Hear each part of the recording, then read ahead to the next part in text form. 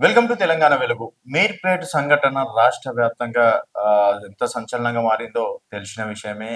సొంత భార్యని కట్టుకున్న భార్యని 72 ముక్కలుగా నరికి కుక్కర్‌లో ఉడకబెట్టి తర్వాత అక్కడ చెరువులో పడేయడం అనేది ఎంతో బాధాకరమైన విషయం. అసలు ఈ సీన్‌లో ఏం జరిగింది? రకరకాలుగా సోషల్ మీడియాలో వస్తున్నటువంటి వార్తలేందంటే, ఏదో తను ముందుగానే అనుకున్నాడు. ఒక కుక్క పైన ప్రయోగం జేషిండు. ఆ కుక్కని చంపిండు. తర్వాత ఈమెని చంపడానికి ప్రయత్నాలు చేషిండు అని జెప్పేసి వస్తున్నాయి. బట్ తను మాత్రం చెప్పిన విషయం ఏందంటే, యాక్చువల్‌గా తను పుట్టింటికి వెళ్దాం అని చెప్పేసి సతాయిస్తుండడం అనేది తను చెప్పినటువంటి అంటే పోలీసుల విచారణలో ఇవి మాట్లాడారని చెప్పేసి మనకున్నటువంటి విషయాలు మాత్రమే మీకు చెప్తున్నాను. బట్ ఎక్కడ లోపల ఏం జరిగిందనేది కూడా ఇంకా బయటికి మాత్రం రాలేదు. కాకపోతే కొన్ని విషయాలు మనకు తెలిసినాయి ఏందంటే కుక్కని చంపిండు, ప్రయోగాలు చేసిండు, దానికన్నా ముందు 'దృశ్యం' సినిమాని జూషిండు, ఆ విధంగా సెట్ చేశాడు అన్నది మాత్రం కొంతమేర తప్పు అని జెప్పేసి అంటున్నారు. అసలు జరిగిన విషయాలేందంటే, పండగ పూట ఊరికి వెళ్తా అని జెప్పేసి అనడం. సో, ఈ ఊరికెళ్ళొద్దు, ఆ విషయంలో జస్ట్ ఊరికి వెళ్తాను అన్న ఒక పాయింట్ ఆఫ్ మీద భార్యాభర్తలకిద్దరికీ గొడవ జరగడం అనేది జరిగింది.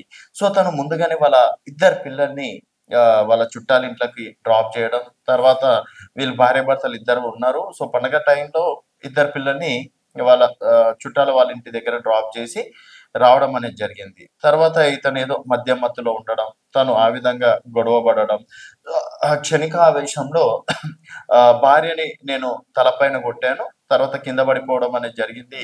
తర్వాత తిరిగి చూస్తే లేవలేదు. మళ్ళీ ఎక్కడ నా పైన మర్డర్ కేస్ నమోదైతదో, ఎక్కడ నన్ను మర్డర్ కేస్‌లో ఇరికిస్తారో అనే భయంతోటి ఆ విధంగా 72 ముక్కలుగా నరికి తర్వాత కుక్కర్‌లో ఉడకబెట్టి, తర్వాత అక్కడ చూసుకున్నట్టయితే ఎటువంటి రక్తపు మడుగులు లేకుండా యాసిడ్ బాటిల్స్‌ను రకరకాలుగా యూజ్ చేయడం అనేది జరిగింది. ఎందుకంటే తను ఇప్పుడు గతంలో ఆర్మీలో చేశారని చెప్పేసి కూడా నడుస్తున్నటువంటి టాకు. ప్రస్తుతం అయితే తను డీఆర్‌డీఓలో సెక్యూరిటీగా చేస్తున్నాడు.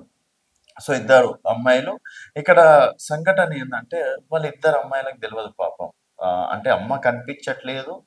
అమ్మ ఎక్కడికో వెళ్ళిపోయిందని మాత్రమే తెలుసు. సో, తర్వాత వాళ్ళ నాన్న అమ్మ ఎక్కడ అంటే, దానికి ఆన్సర్ ఇయ్యలేని పరిస్థితిలో గురుమూర్తి ఉన్నాడు. సో, ఇద్దరు పిల్లల మాటలు వింటే నిజంగా ఎవ్వరైనా సరే కంటతడి పెట్టుకోవాల్సిందే. ఎందుకంటే చిన్న పిల్లలు వారికి క్షణికావేశంలో జరిగినటువంటి ఘటనలో ఇప్పుడు నాన్న దూరం, తర్వాత అమ్మ దూరం అవ్వడం అనేది వాళ్ళ బాగోగులది అది నిజంగా ఒక హార్ట్ టచింగ్ స్టోరీ అని జెప్పేసి కూడా చెప్పుకోవచ్చు.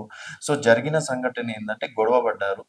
తర్వాత మధ్యలో తనని చంపేయడం అనేది జరిగింది. తర్వాత ఒక సైకోగా మారి 72 ముక్కలుగా జేసి, తర్వాత ఉడకబెట్టి, తర్వాత పక్కనున్నటువంటి చెరువులో పడేయడం అనేది జరిగింది. తర్వాత ఒక 2 డేస్ తర్వాత అసలు ఏం జరిగింది ఏందనేది చూసుకున్నట్టయితే గురుమూర్తి పైన అనుమానం రావడం, పోలీసులు అరెస్టు జేయడంతోటి తను జరిగిందల్లా ఒప్పుకోవడం అనేది జరిగింది.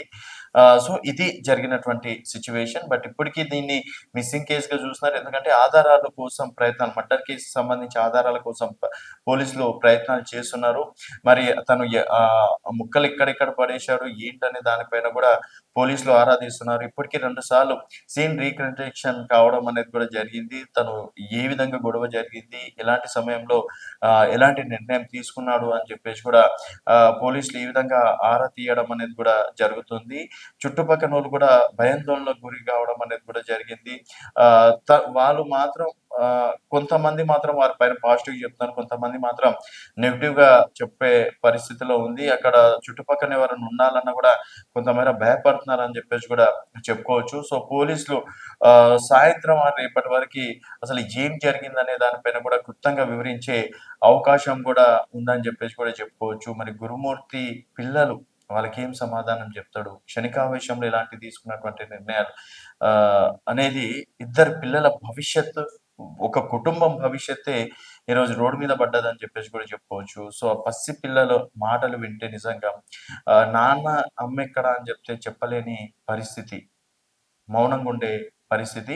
సో, ఇది గురుమూర్తి విషయంలో బయటకొస్తున్నటువంటి విషయాలు. అలాగే ఒక మహిళతో క్లోజ్‌గా చాట్ చేయడం, సన్నిహితంగా ఉండడం, తర్వాత మహిళ కోసమే అక్రమ సంబంధం ఏమన్నా ఉందా? అక్రమ సంబంధం కోసమే ఈమెని హత్య చేశాడా? ముందే పథకం ప్రకారం అనుకున్నాడా? లేకపోతే ఏదో వాళ్ళిద్దరి మధ్యలో ఏదైనా విషయాలు బయటపడడంతోటి ఈమెని అడ్డు తొలగించుకోవాలని చెప్పేసి చూస్తున్నాడా అనే కోణం గూడా బయటకొస్తుంది. దానికి సంబంధించి జస్ట్ సన్నిహితంగా ఉంటాను, ఫ్రెండ్లీగా ఉంటానని చెప్పేసి ఆయనే చెప్పుకుంటున్న మాట. బట్ ఇంకా లోతుగా అయితే పరిశీలించిన తర్వాత ఇంకెలాంటి విషయాలొస్తాయనేది వేచి చూడాల్సిన విషయం. సో, ఆ పసిపిల్లల అంటే ఇంకా పాపం వాళ్ళకి తల్లి లేని విషయం మాత్రం తెలవదు అని జెప్పేసి గూడా చెప్పుకోవచ్చు. సో, ఇది 'గురుమూర్తి'లో ప్రస్తుతం జరుగుతున్నటువంటి విషయాలు. చూస్తూనే ఉండండి 'తెలంగాణ వెలుగు'.